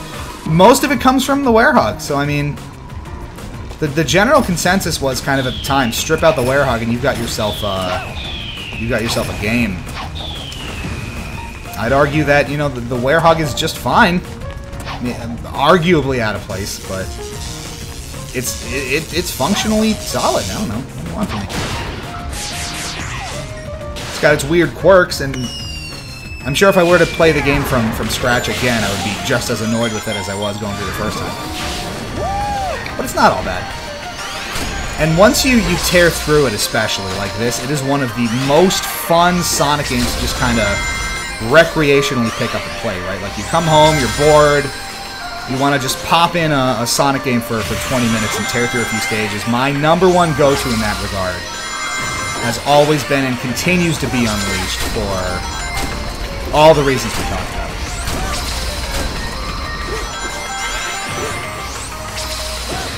So, you know, you clean up the experience of going through the game the first time, and you've just got dynamite on your hands, I feel. I'm like 20 points off from the S rank. Gimme it. The Werehog is a really bizarre concept, and that's you almost kind of have to give him credit for trying something so ballsy when the series was really on the rocks at that point. Because remember, this is coming off the heels of Sonic 06, where the brand was just in the toilet, and it must have been something of a risk at the time because you're taking the franchise again in some weird Uncharted direction. No one would have complained if Knuckles was doing the punches, I guess. What can I say? All right, well. Leg dig. The Werehog's functional part is in its fighting mechanics. The platforming is sluggish and heavy. Yes, it's true. And not super polished, I might add, either. Well, it's polished in that, you know, it's bug-free, but the mechanics are a little sloppy, honestly. There's, you know, some of the precision in jumping is a little wonky. The camera certainly does you no favors at times. Why don't I have a shadow all the time? It drives me insane. You're a 3D platformer, and I can't be 100% sure of where I'm landing when I'm going to jump. That is insane. Anyway, good talk. I think the moral of tonight, just as it has been every time we pop this game in, is Unleashed caught a lot of flack when it first came out. Fairly or not. I think at the time, a lot of people were put off by the Werehog mechanics, and again, it's sort of not what that casual fan or the reviewer is looking for out of a Sonic game. That's where colors and generations come in. And Drake's Cove is absolutely right. Like Unleashed Werehog or Boom, no question. Unleashed Werehog, basically Boom or like never play a game again, and I'm probably never playing a game again. But it should be clear, I think, that Sonic Unleashed is flawed. Sonic Unleashed is really not necessarily what everyone's expecting out of a Sonic game, because you probably don't want a brawler in your Sonic all the time. And I get it. That's what Colors and Generations are for. That's what they addressed with those games. And that's what made the critics happy. I feel, and again, I'm a little biased on it, but it has its own charms. It is not a dumpster fire like so many other Sonic games have been around that era. It's certainly no 06. It's certainly no Shadow. Would you stream Boom? Dear God. I mean, we're kind of running out of mainline games to play, right? So if I really feel like going down the rabbit hole and just spinning into the void, maybe. I would consider it. But someone's got to buy it for me. I don't want to spend money on Boom. I'm half kidding. So anyway, again, positives about Unleash are plentiful. It is goddamn gorgeous. It is. I still maintain it's the best looking Sonic game ever released, and it's yet to be topped. It was a genuine technical breakthrough. I think when it was released, the Hedgehog engine was jaw-dropping graphically, and if this was ever to get a resolution bump and a texture upgrade, I maintain that it would be like a jaw-on-the-floor experience even now, which is saying something. Like, you really think about that? If it was 1080p 4K and it looks that good in 720p 10 years ago, like, this game, the graphics were really ahead of their time. Drake's Cove. Unleashed feels finished. Yes. That's a great way to put it. Unleashed feels finished. They did what they wanted to do with it. They made the game they wanted to make. They got it out the door, and I'm assuming they were proud of what they did, and they should be proud of what they did. The Hedgehog engine was a huge step forward, and it laid the foundation for Sonic to truly recover and succeed over the next few years, which was just incredibly important for the brand, and it would, I guarantee you, it would not have survived the way that it did and started to thrive again without the Hedgehog engine. So the technical team should absolutely be proud of that work. I love the concept. I still love the idea of this grand world adventure that, you know, takes you to all these different places around the world, and I love how the game sort of capitalizes on that with Chip taking photos everywhere and you gathering souvenirs and exploring hub worlds, and it really feels like the Sonic World Adventure, like it was titled in Japan. Is it perfect? No. I'm not even close. You know, say what you want about the Werehog, it is functional, but there are a ton of nitpicks you can have with the general gameplay. Performance in the daytime stages can get poor, subpar to be kind, downright deplorable in cases like Atabat's Day stages, and that absolutely drags it down. You know, there are cases where you'll miss a lightspeed dash, you'll miss a jump because the game can't keep up because it's running at 12 FPS, and it's just not acceptable. Which sort of puts all that in perspective, right? If you had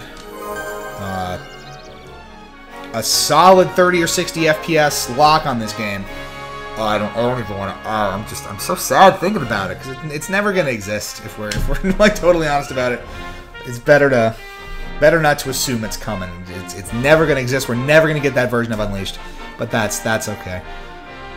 If it's not clear, I have a soft spot for Unleashed, and I always will. It is, for whatever reason, the style and general presentation and gameplay of Unleashed really connected with me and continues to.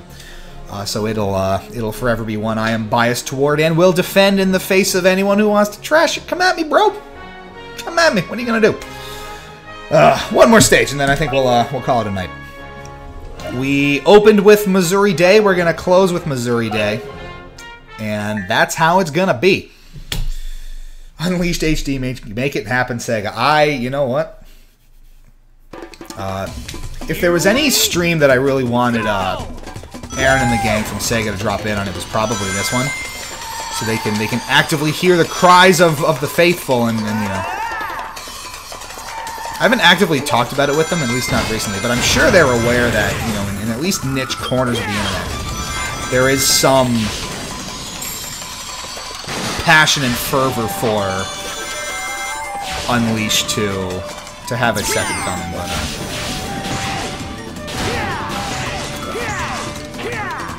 until it's announced, he wouldn't tell me if it's happening anyway. They do pop in from time to time, though. I hit the button. Oh, he's kind of flopped onto the. Is that grass sticking through there? That is. Oh my god. I will say the grass, if you stop to look at this at all, looks gross, like really gross. I'm actually gonna restart the stage and show you that. Again, you gotta cut corners somewhere when you're running on this kind of hardware. Like back in the 360 days. Let's just appreciate this for a little bit. I think you can see that. Grass looks gross. It's so gross. But foliage really did look that bad about 10 years ago. It's okay. We'll try that again.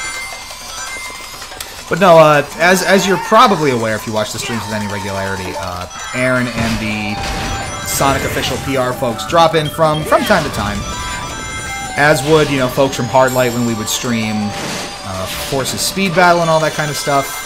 They do go out of their way to engage with dedicated community members, which I, again, just find fantastic because they absolutely don't have to. But they do anyway, and it makes you feel good. Cool! Nice.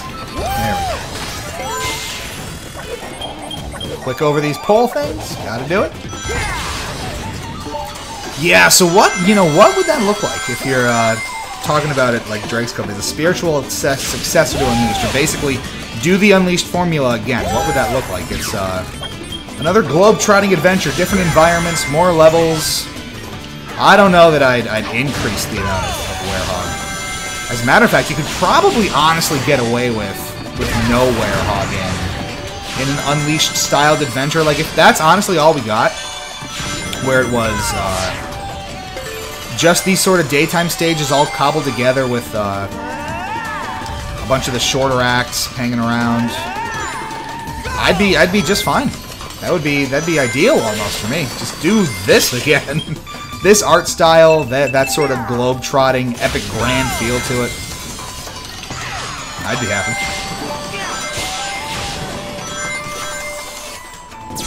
But you know, it's kind of funny because a lot of the time, really invested fans in the franchise will really latch onto an era of the franchise that they liked and just wish that the company would do that again forever. Like, I know people who just got so addicted to the Galaxy games, Mario Galaxy, Mario Galaxy 2, that, you know, Odyssey would come out and 3D World would come out and they'd be like, yeah, that's fine, whatever, but just give me Galaxy again.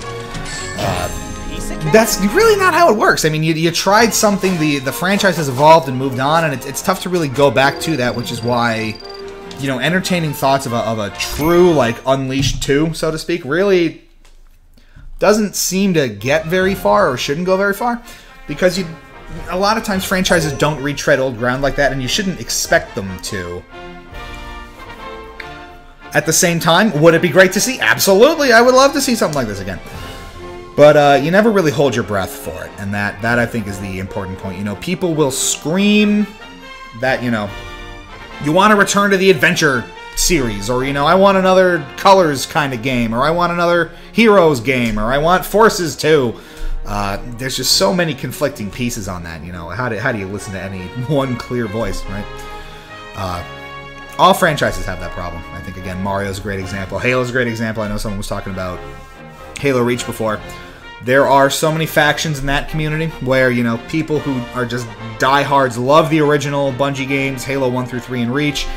Some people really do enjoy and prefer Halo 4 and 5, the kind of under 343, and there is just no common ground in there. Like, it seems like Halo has to go back to the old style or it's gonna die, or Halo has to keep its new identity or it's gonna die, and it's just, it's crazy. So who do you listen to? So I don't envy the development studios in that regard, because that's, you know, so many conflicting voices. How do you really tease all that out? Drake's Cove. People complain about the adventure games being bad, then they get asked to go back to the adventure formula. I don't understand. I mean, I'm not gonna get into a talk about an adventure, because that's not really my forte. This, you know, I could talk about Unleashed all day long. That's my forte. I can talk about Colors all day long. I can go off on those. Those are the games I really know. So it is, and so it goes. Be glad we have what we have. Unleashed, the bottom line with this entire stream is Unleashed is back, and it is fully playable on Xbox One in all its glory, just as you remember on Xbox 360. No better, no worse. And I'll take it. Thanks so much for tuning in, everybody. Programming, I really need to go to bed. Programming note before we sign off for the evening. I still owe you guys another episode or two of Sonic Generations. We are trying to 100% all of the missions in Generations. We are more than halfway through. And once that's 100%ed, we're going to do a full post-mortem on Generations. So that will be this week, most likely Wednesday night. Stay tuned on the Twitter for additional information. But until then, thanks for tuning in, everybody. This is TSSZ Plus, and this was a look at Sonic Unleashed on the Xbox One. I'm Lou. Thank you all so much for tuning in, and we'll catch you back here real soon.